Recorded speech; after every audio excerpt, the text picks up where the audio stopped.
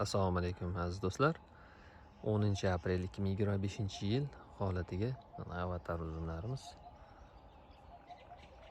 1 yillik ko'chat. O'tgan yili tuvakchadagi niholcha ekilgan.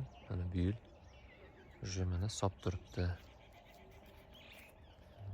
Avatar har bittasida hosili bor. Mana bu yerda ham bor ekan.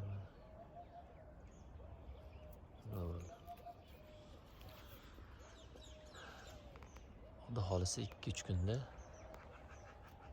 xomtek jarayonini boshlayman. Bu mana ikkinchisi. 1 yoshli avatarlar emas. O'tgan yil ekilgan. Mana 1 yoshli avatar sop turibdi.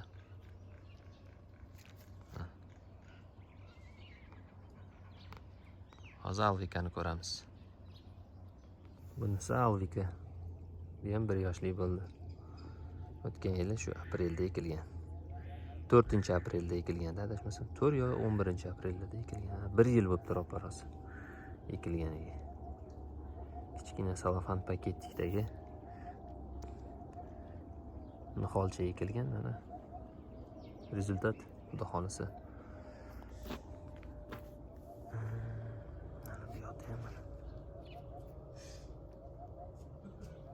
Bunisi qora gigant kishmish.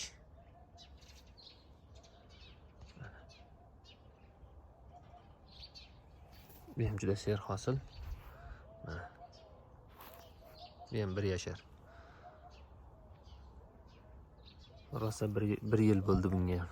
Taji 1 yil bo'lmadi ham. Buni may oyida ekkan edim. O'tgan yili 2024-yil. Mana bu yilga ko'rib tursa. O'tgan yili juda yaxshi parvarish qilingan, yaxshi o'stirilgan, shoxlari, navdalari pishgan. Qishda ko'mildi, ya'ni yer ostida qishladi. Bahorda mana ko'rib turganingizdek rezultat xudo xolisa. Bu ikkinchi gigantimiz. Kishmish gigant. Juda ser hosil.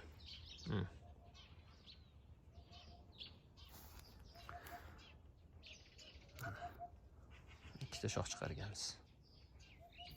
Tak, bunisi manikür finger. Bu ham 1 yashar. O'tgan yil aprelda ekilgan.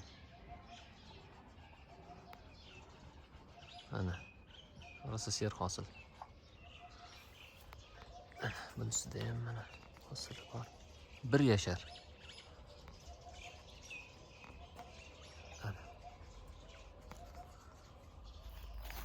Mana bu yoqni ko'ringchi. Bu yoqda ham mana hosili bor. Mana hosili bor. Keyingi videolarda ko'rishguncha xayr do'stlar. Omon bo'linglar.